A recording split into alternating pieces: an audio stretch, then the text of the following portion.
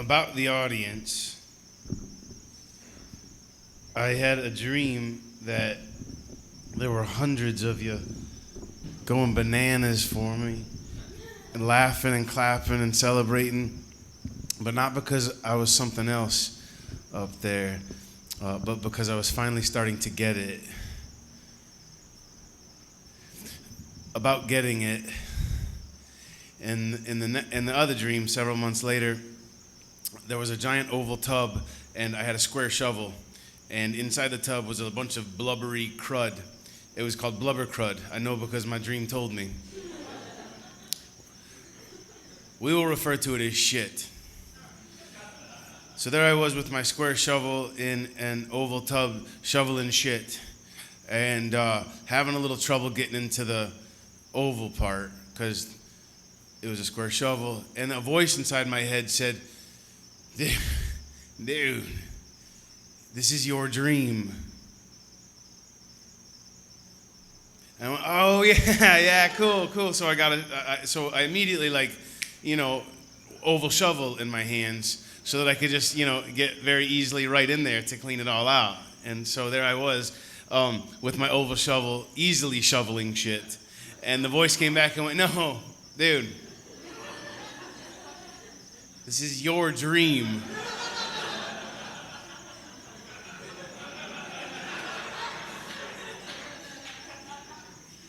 And I went, oh, cool, man. So I disappeared the shovel and the shit, and I woke up. Remember when you were 4 and your room looked like a war zone, and it was in that 4 to 5 hour span when mom didn't come in to check on you that one day when she was super busy and you had time to pull out everything, completely fuck the room up. And she walked in and said that you had to clean up every last puzzle piece, every game component, every toy part, every action figure, replace all the stuffies back on the bed that you had to make, including the top bunk, which is a bitch for 4-year-olds. Remember that? And so you took one look and realized you weren't feeling that. So you threatened to run away. And mom helped you pack. And got you all bundled up in that jacket all of us poor kids had that looked like navy blue tires stacked on top of each other. And tucked a scarf in your neck, the yarn scarf that grandma made that you were allergic to. And then she gave you some crazy anecdote about hitchhiking and shuffled you on out the front door and shut the door and locked the door as you were turning around to speak your name. That means to speak your piece, in the name of all that is unfair and naive. And just then she shut the blinds as well. And in the loneliness outside in the wintertime, freezing, you stuck to your guns and you shuffle stomped it, heavy stepped it down the front porch steps. And you ran away, remember, for 10 minutes to the edge of the driveway before you realized at 4 years old there's no other destination than home. I watched your exhale blow back across the driveway. I saw you run with all your heart. You got so much heart, as fast as you could, back to the house, ready to reveal your new decision, and banging on the door, and as soon as they opened it even a little bit, you crammed all the way through it, looked at everybody with them big old eyes in the living room, and ready to announce that you had revised your choice and you would in fact be cleaning your war zone. And all anyone said in return to this excitement was, oh, we thought you ran away. Yeah, that moment is responsible for my hate and my sense of humor. You can call me an angry ghost when I'm gone, or you can laugh into my disposition, but my mom will still see me as her wide-eyed wanderer out behind the garage, inventing ways to fend off dog attacks that will probably never happen. I picked the scabs from my knees because mom said it would leave a scar. I thought that was fucking awesome. I put most of these scars here. Don't let anybody fool you.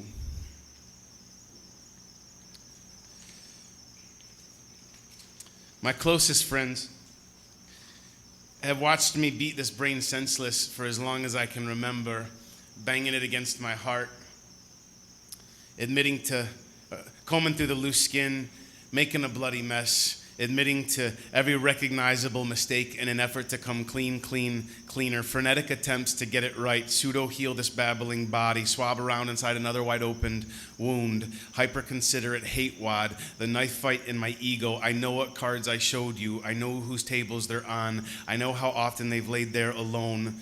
It was my choice to offer you that much information. It is no surprise I want the powers of a boomerang. You shouldn't give a grinder food for thought. Stop. That was then. I was an unnecessary attempt to acknowledge every flaw, confess you every ugly, expose my crooked caves, highlight the fine print in my fault lines, derail the details, and own how relentlessly guilty I go, with the hope that when I finally got to be beautiful, no one would hold it against me, that I might deserve it when I got there, that you wouldn't trade me back for shame. I was practiced in the art of deceit, and I told you everything so I could pay these redundant dues in order to cross over without being brought back. I didn't want you finding out later like it matters now. Stop. I don't want to steamroll your expectations or disrespect anyone's gift. I'm not here to step on your toes. I apologized for where I came from, for spinning out. I spun out on spinning out. I habitually cultivated every single insecurity by thinking it until I spoke it, until I lived it, until it represented me in towns where I stayed any longer than a few days. People saw me when I lost the smile inside their 10,000 goddamn questions. I grew so impatient. Misfire. Stop. Desperate, greedy, beat-up brick mouth. I repeated myself again. I retold where I came from with new words, new distractions, still believing the story I made up. A river run rife with guns at the bottom. I tried endearing myself to you from the bottoms up. Guns blazing, eyes blazing, words blazing. There are still calluses on my throat from the day you walked out on my voice. I peeled back to the root of the envy, stared down the habit toward tragedy, until all the pinched skin pulled apart from my hinge. I came unhinged. The weight of my head collapsed in on itself like a camping cup. I used martyrs for matches, but love is not a forest fire. Stop. I've been lonely for a long time now, hoping anyone who I perceive as better than me will scoop me up on a night kite rescue mission and love me so hard I'll finally have permission to accept myself. Dear Gravel, it doesn't work like that. If anyone ever loves you that hard as you've been dreaming, chances are you will not believe them until you accept it yourself. Start.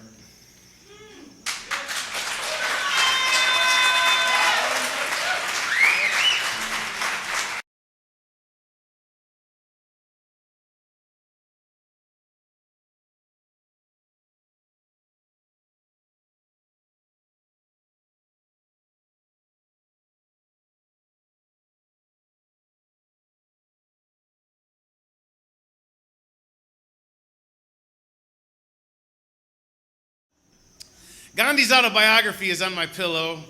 I put it there someone else has that too. I put it there every morning after I make my bed so that I'll remember to read it before I fall asleep.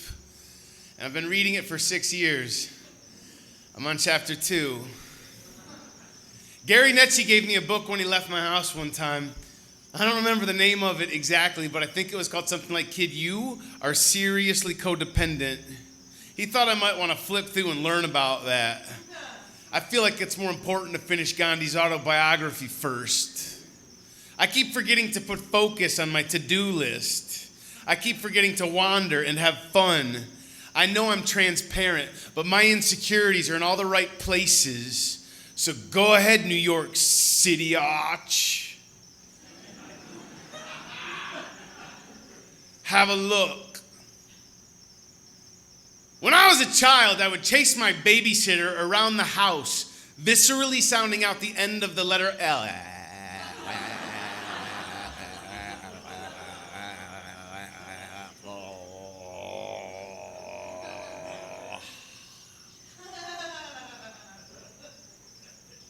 Have another look. When will we own ourselves completely? Tell me what it is you want me to own, and I will take it. Damaged goods? You bet. Hit or miss? No doubt about it. Misses important social cues?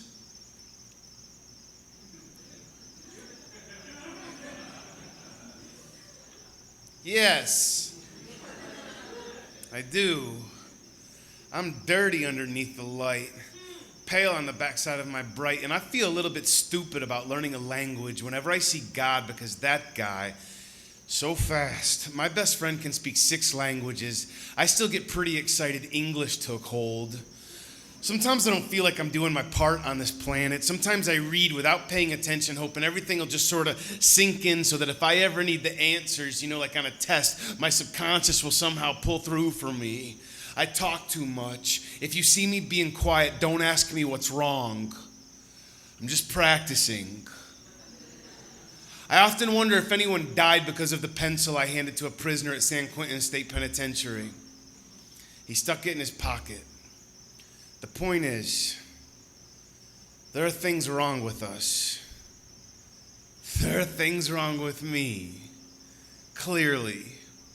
But I do have the ability to split epiphanies with my face on demand. Hold me like a birthmark, awkward if you have to. I wander, so if you lose me, don't worry. After the big tsunami, the only structure still standing in the wiped out village of Malacca was a statue of Mahatma Gandhi. I want to be able to stand like that. Even after getting gargled and spanked and spit out by God, I want to know that I don't have to fall every time the sky opens up like a coin return to change me, just so little lines on maps can draw circles around my blood to show the scars here in the shape of Gandhi on my pillow to show that I've been here before. And tonight, it is not the last time we'll see the light. Salt Space, thank you very much.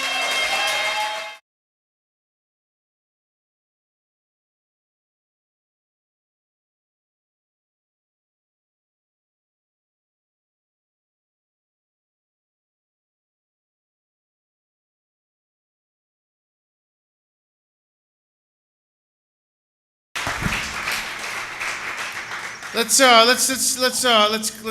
clean the energy in the room. Give it a clean slate by just doing a little section of the night that we like to call short poems. Short poems. This is just short poems. This is something to something to clean the palate. If you have attention deficit disorder or if you're height challenged, this is just something for you, so you don't have to listen very long for long periods of time. Short poems. With the hens outside. The man on the record player sings, "We're not afraid to die." And with the spinach pulled from outside being washed between my hands and the water sizzling in the iron skillet, clearing the skillet the way you taught me how, and the chicken in the fridge, and a tomato to cut, and corn to clean, and apples to bake, and brown sugar, butter, and chocolate with ceiling fans, worshipping my skin with you and your bicycle on your way home, and the mint freshly picked from the garden, still scenting my fingers, and being so incredibly unafraid to look you in your eyes with the gentle beauty of not knowing, I am inclined to believe him. Short poem. Short poem. That was just poems, you know, they're just it was a really longer small, version of they're the short short, poems. they It was don't very have to be poetic, terribly very nice long, short they're poem. probably fit in a break Thank you, box. Anise, for sharing Comes in a really short handy, part of you yourself. know. He's usually pretty long-winded. We are the world. What is We are the short poems? This one is a haiku, which are short. Super short, actually.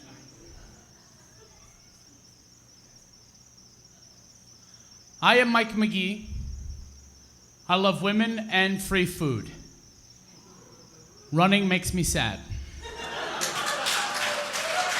Good haiku. Cool. Nice. Really That was a fun funny, short beautiful poem from Mike Tiny, McGee. little I Packed sure a lot am of excited punch. to hear that. Holy cow, that was a good They're short really poem. just tiny Turn around. short poems.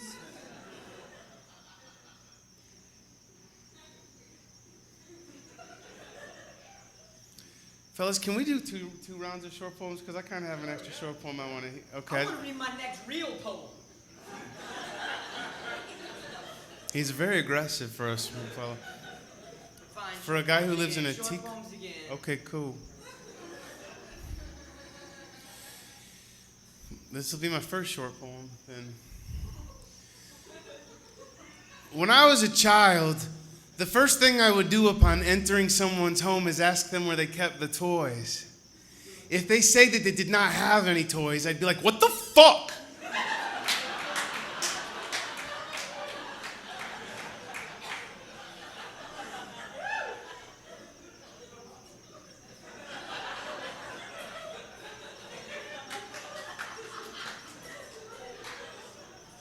Short poem. They're just short, little, tiny poems. Short poems. You know, really, really concise, Good. small little Thank you poems. for correcting. That was more of my angsty work right there. Yeah. Anise, maybe Oh, you'll start us off on the next round of the short poems also. Okay.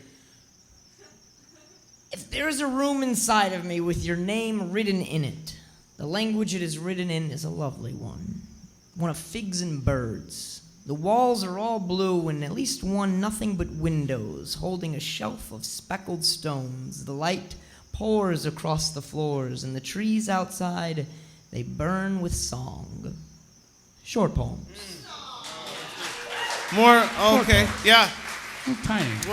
Short. What a surprise. More short adorable, poem. awesome from Anise. Boy, my mind's blown. Wasn't expecting to think you were adorable for the 17th time today. Hey man, it's what I do. Yeah. You know? Talented and adorable. That's you. That's Gotta me. show it off That's what everywhere my business you go. card says. Mike, would you do the next one? Sure. I want to be adorable. Mike, you are. You are. Thanks, man. I learned from you. No, shut up! You're not in our club. We have Just the most kidding. adorable secret handshake. It's so adorable.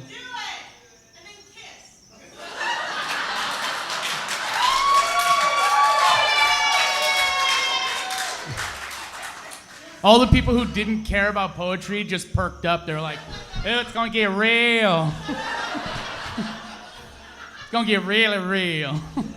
My short poem is another haiku. Dedicated to Kristen O'Keefe afterwards. I had this dream that Phil Collins humped my butt. No more bedtime acid. Short poem. It's a fun little short poem. I for would you. think more bedtime acid, you know? More bedtime I acid. dream I would of dreaming about Phil Collins humping my butt. What are the odds of that?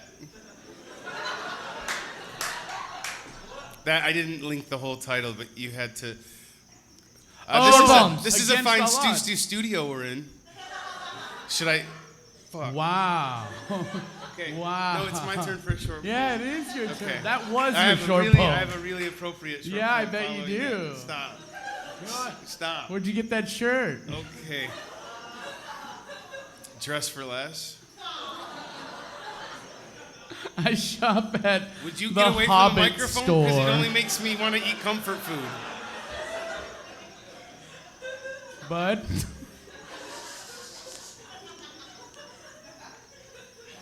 I'm about to punch you in the bitch.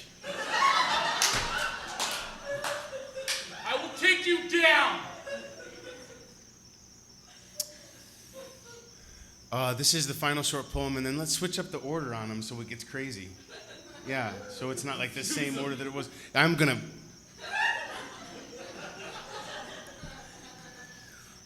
If I had not been born into this world a sensitive poet, I probably would have been a douche. Oh, who we kidding? I am a douche. But I'm super thoughtful about it. Short poem. Short poem. That was awesome.